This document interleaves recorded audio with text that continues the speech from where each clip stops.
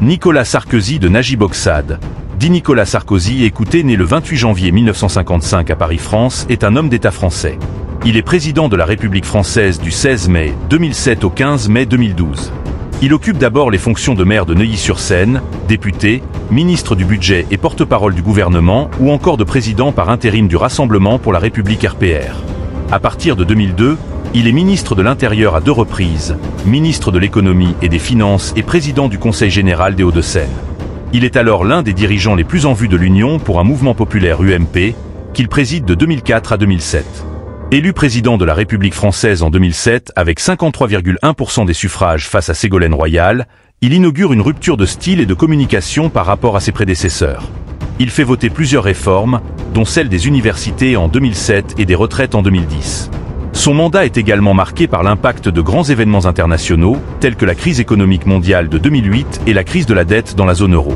Candidat à sa réélection en 2012, alors qu'il est au cœur de soupçons de financements illégaux de sa campagne électorale de 2007 par Liliane Bettencourt ou la Libye, il obtient 48,4% des voix au second tour, s'inclinant face à François Hollande. Après son départ de la présidence, il siège pendant quelques mois au Conseil constitutionnel, dont il est membre de droit et à vie. En 2014, il reprend la présidence de l'Union pour un mouvement populaire UMP qu'il fait rebaptiser les Républicains LR. Il quitte la tête du parti en 2016 pour se présenter, sans succès, à la primaire de la droite et du centre en vue de l'élection présidentielle de 2017. Il se met ensuite de nouveau en retrait de la vie politique. En 2023, dans l'affaire Sarkozy-Azibert, il est condamné en appel à 3 ans de prison, dont 1 an de prison ferme avec détention à domicile sous bracelet électronique, pour corruption et trafic d'influence. Dans l'affaire Big Malion, il est condamné en appel en 2024 à 1 an de prison, dont 6 mois ferme, pour financement illégal de sa campagne électorale de 2012. Dans l'affaire Sarkozy-Kadhafi, il est accusé d'avoir été corrompu par l'ancien dictateur libyen en échange du financement illégal de sa campagne électorale. Nicolas Paul Stéphane Sarkozy de Najib Oxad, né le 28 janvier 1955 dans le 17e arrondissement de Paris. Il est le fils de Pâle francisé en Paul Sarkozy de Najib Oxad 1928 à 2023 F, immigré hongrois, et d'André Mala 1925 à 2017. La mère d'André, Adèle Bouvier 1891 à 1956 est française catholique, née à Lyon-Rhône, et son père, Bénédicte Mala 1890 à 1972 est un juif séfarade de Thessalonique Empire ottoman. Nicolas Sarkozy a 2 frères, Guillaume 1951 et François 1959. Après avoir divorcé, Pâle Sarkozy se remarie 3 fois. De son 3e mariage avec Christine de Ganay naissent 2 autres enfants, Caroline 1967 et Olivier 1969. Après avoir divorcé, Christine de Ganay se remariera en 1976 avec Frank G. Wisner, fils d'un directeur général de la CIA, alors responsable du département d'État des États-Unis, chez lequel Nicolas Sarkozy fera plusieurs séjours. Vie familiale. Nicolas Sarkozy s'est marié 3 fois et il est père de 4 enfants. Pierre 1985 et Jean 1986, né de son mariage avec Marie-Dominique Culioli, nièce d'Achille Peretti, maire de Neuilly-Neuf, avec laquelle il s'est marié en 1982 et a divorcé en 1996. Louis 1997, né de son mariage avec Cécilia Sigané-Albéniz, mariée en 1996, divorcé en 2007, et Julia 2011, née de son mariage avec Carla Bruni-Tedeschi. Le mariage a eu lieu le 2 février 2008 dans le salon vert du Palais de l'Élysée, 100. Publication des bans avec l'autorisation du procureur de la République, afin de ne pas troubler l'ordre public. Sa vie privée avec son épouse Cécilia fut largement médiatisée, y compris ses difficultés conjugales en 2005 à 2007. Études et formation. Élève du lycée Chaptal 8e arrondissement de Paris, il quitte cet établissement pour redoubler sa 6e au cours privé Saint-Louis de Monceau, situé rue de Monceau, dans le même quartier. Nicolas Sarkozy obtient, après un oral de rattrapage, un baccalauréat B en 1973. Hésitant entre la carrière de journaliste et celle d'avocat, il s'inscrit à la faculté de droit de l'université Paris 10e Nanterre. Étudiant dans cette université, il y obtient une maîtrise de droit privé en 1978. L'année suivante, il obtient un diplôme d'études approfondies DEA en sciences politiques, lors de la 2e session, avec la mention assez bien. Il rédige un mémoire sur le référendum du 27 avril 1969. Il entre à l'Institut d'études politiques de Paris, section pol.eco.soc, dont il sort en 1981, non diplômé. Selon Catherine Ney, cet échec est probablement dû à une note éliminatoire en anglais, son point faible, malgré d'excellents résultats dans les autres matières. Il obtient, en 1980, le certificat d'aptitude à la profession d'avocat CAPA. Il raconte volontiers que, pour financer ses études de droit, il a travaillé comme vendeur de glace, livreur de fleurs et jardinier chez Truffaut pendant 2 ans 20. Il effectue son service militaire en 1978, à la base aérienne 117 Paris Place Ballard, dans le 15e arrondissement de Paris, où il appartient au groupe rapide d'intervention, une unité chargée des tâches de propreté. Après avoir prêté serment en 1981, il devient stagiaire puis collaborateur de l'avocat Guy Danet. Inscrit au barreau de Paris, il crée en 1987 le cabinet Lebovici, Claude Sarkozy, en s'associant avec 2 autres avocats, Arnaud Claude, spécialisé dans le droit immobilier, et Michel Lebovici. Nicolas Sarkozy conduit en parallèle une carrière politique et une carrière d'avocat. Son élection à la mairie de Neuilly-sur-Seine en 1983 lui permet de se constituer une clientèle huppée, selon Rue. Après avoir été élu député en 1988, Nicolas Sarkozy continue son activité d'avocat d'affaires et propose des solutions fiscales à l'étranger à des clients fortunés comme Henri Lecomte qui, selon Rue, en sortira ruiné en 2015, après sa mise en examen pour blanchiment de fraude fiscale s'agissant des services apportés à Patrick Balkany. Arnaud Claude transmet la présidence du cabinet et l'usufruit de la plupart de ses parts à son fils Christopher. Selon Mediapart, le cabinet est rebaptisé Release. En 2019, Groupe Lagardère. En tant qu'avocat, Nicolas Sarkozy travaille régulièrement pour Arnaud Lagardère, qui le considère comme son frère. Celui-ci commence à faire appel au service de Nicolas Sarkozy après le décès en 2003 de son père Jean-Luc, afin de l'aider à régler le conflit de succession avec sa belle-mère Betty. Le premier dossier lié à Arnaud Lagardère au sein du cabinet Claude et Sarkozy, confié à Nicolas Sarkozy, est ouvert en 2005 et porte sur des questions de droit des sociétés. Selon une enquête publiée en 2013 par France Football, Nicolas Sarkozy demande en novembre 2010 à Tamim Ben Hamad Al Thani, prince héritier du Qatar et futur émir, que le Qatar monte au capital du groupe Lagardère, ce qui survient le mois suivant. Alors que Guy Wizer-Pratt a tenté quelques mois plus tôt de casser la société en commandite mécanisme juridique qui permet à Arnaud Lagardère de garder le contrôle sur le groupe. Après sa défaite à l'élection présidentielle de 2012, Nicolas Sarkozy, redevenu avocat, se voit confier 2 autres missions par le groupe Lagardère. En juillet 2013, Arnaud Lagardère fait appel à Nicolas Sarkozy pour l'aider à négocier la vente à Vivendi de sa participation dans Canal+ France. En février 2020, présidentielle de 1988, il s'engage à nouveau aux côtés de Jacques Chirac et est chargé d'organiser ses grands meetings. Ses relations nouées au niveau local sont mises au service du candidat gaulliste qui le présente alors à sa fille, Claude Chirac, puis à Édouard Balladur, avec lesquels il se lie d'amitié. Après la défaite de la droite à l'élection présidentielle, Nicolas Sarkozy est élu député dans la 6e circonscription des Hauts-de-Seine.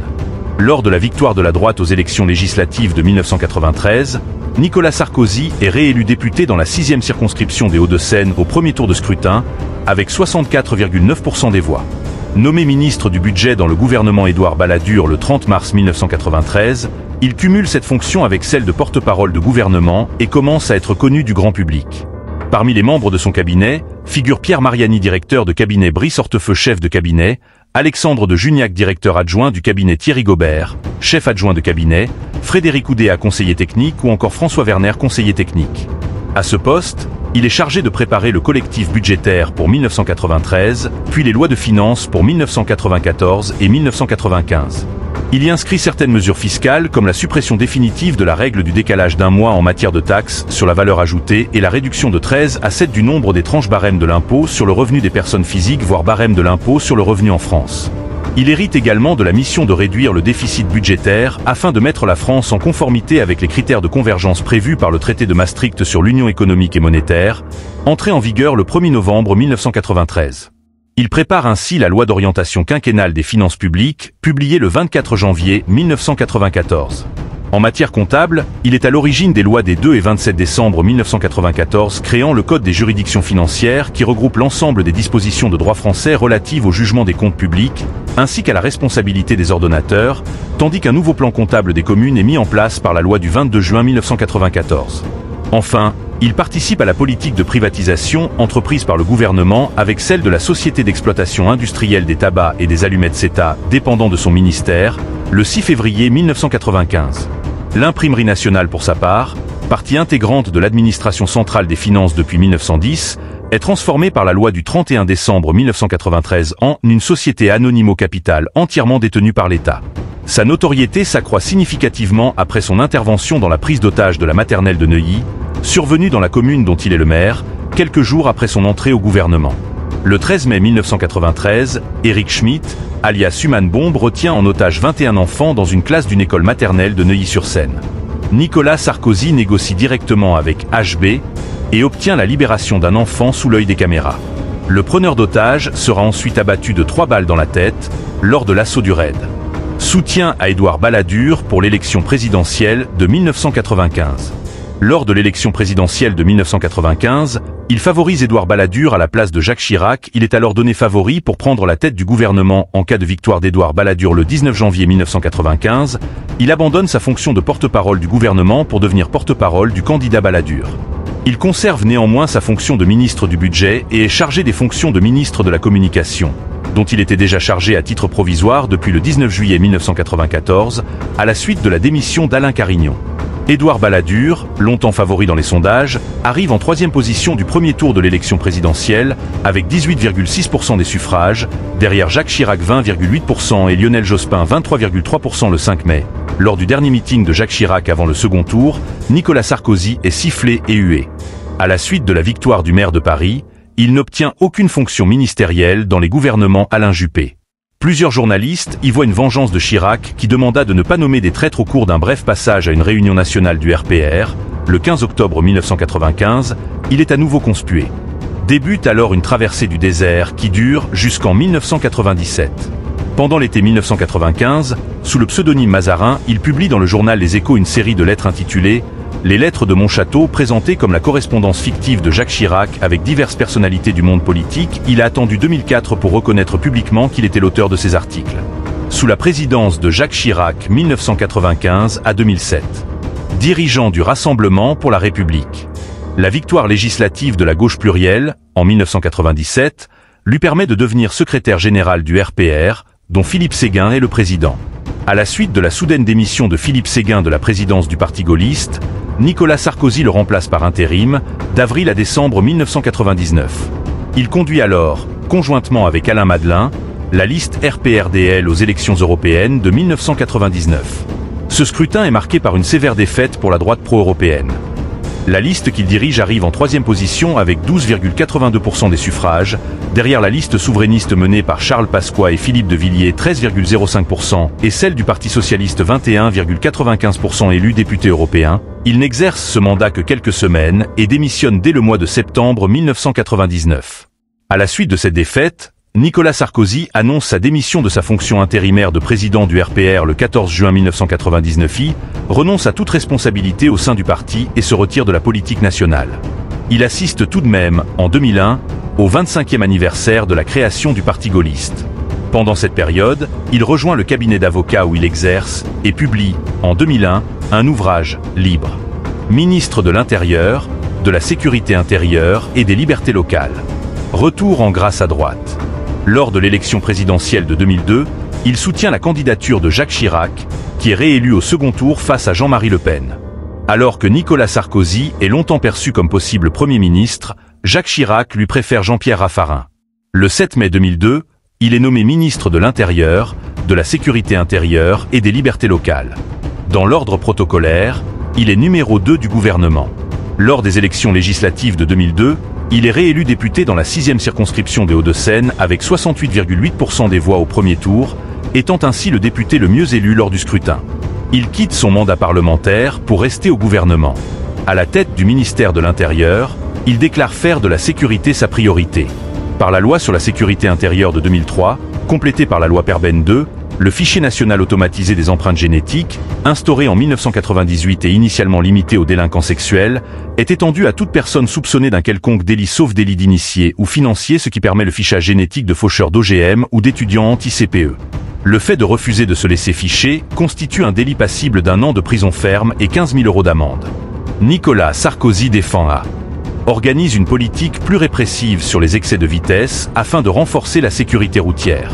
Cette politique, dont l'aspect le plus emblématique est la multiplication des radars automatiques sur les routes, est mise en œuvre sur une période de baisse notable du nombre d'accidentés, suivant une tendance générale à la baisse des accidents mortels en Europe.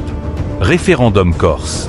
Malgré sa connaissance du tissu social corse, grâce à ses liens familiaux, sa politique dans l'île est marquée en 2003 par le rejet de la proposition de réorganisation administrative pour laquelle Nicolas Sarkozy s'était engagé.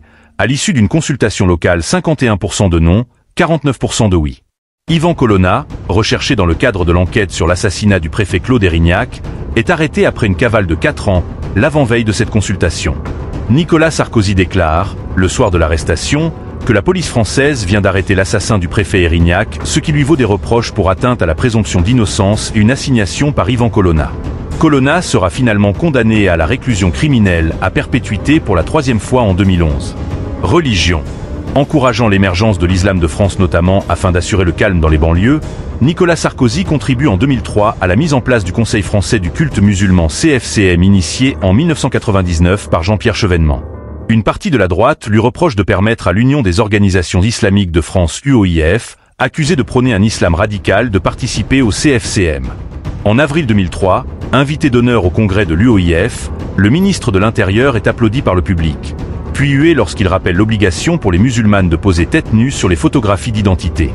L'année suivante, il doit défendre la loi interdisant le port du voile à l'école, à laquelle il était initialement hostile 60. Catherine Corollaire et Christophe Boltanski déclarent dans Libération qu'il alterne le chaud et le froid, les élans ministériels exaltant la tolérance et encourageant l'islam de France, et les propos musclés lui assurant des voix très à droite.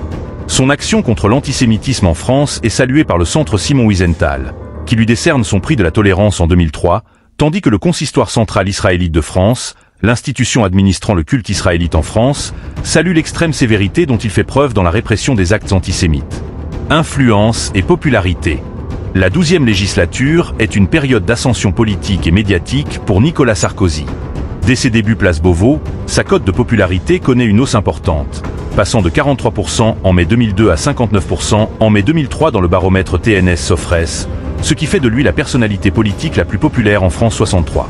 Lors de ses interventions télévisées, il réalise des records d'audience. En particulier, le 20 novembre 2003, sa participation à l'émission 100 minutes pour convaincre, dans laquelle il débat avec Tariq Ramadan et Jean-Marie Le Pen, est suivie par 6,6 millions de téléspectateurs. Ministre d'État, ministre de l'Économie, des Finances et de l'Industrie. Il est nommé ministre d'État, de l'Économie, des Finances et de l'Industrie dans le 3e gouvernement Jean-Pierre Raffarin, à la suite du remaniement ministériel de mars 2004.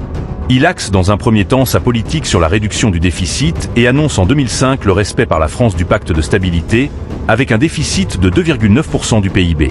Sur le plan industriel, il fait passer la participation de l'État de 50,4% à 41% du capital de France Télécom en septembre 2004, conclut le changement de statut d'EDF et GDF et annonce la privatisation partielle du groupe Areva.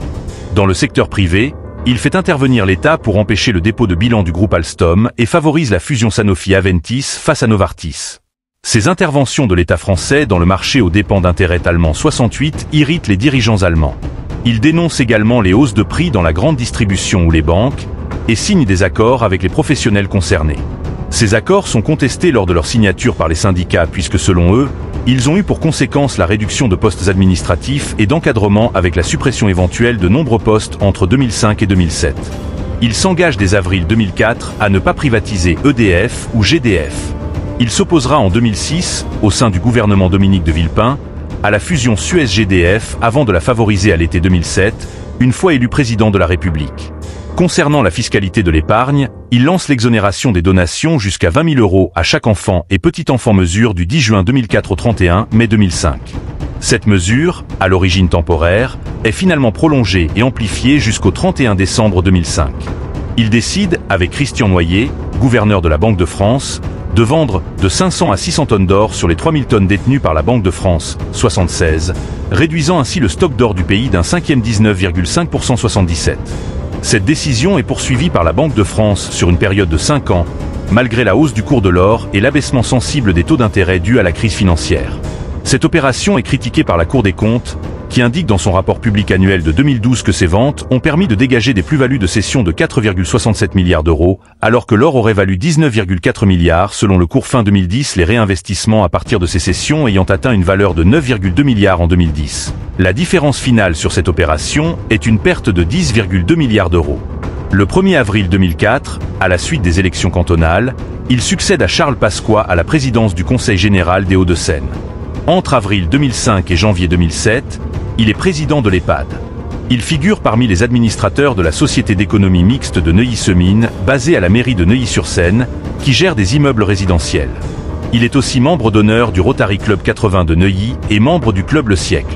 Le 1er septembre 2004, Nicolas Sarkozy déclare officiellement sa candidature à la présidence de l'UMP à la suite de la démission d'Alain Juppé, poursuivi pour prise illégale d'intérêt. Jacques Chirac, dans son entretien télévisé du 14 juillet 2004, avait néanmoins mis Nicolas Sarkozy en demeure de choisir entre ce dernier poste et le ministère.